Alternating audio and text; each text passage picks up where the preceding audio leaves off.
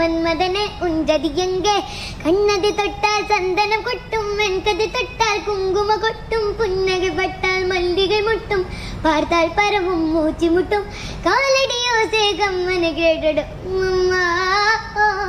பிக்காசோவின் ஓவியம் ஒன்று Beethoven symphony ஒன்று பெண்ணாய் மாறியதோ அந்த புறத்தின் மகராணி ஓ அந்த புறத்தின் மகராணி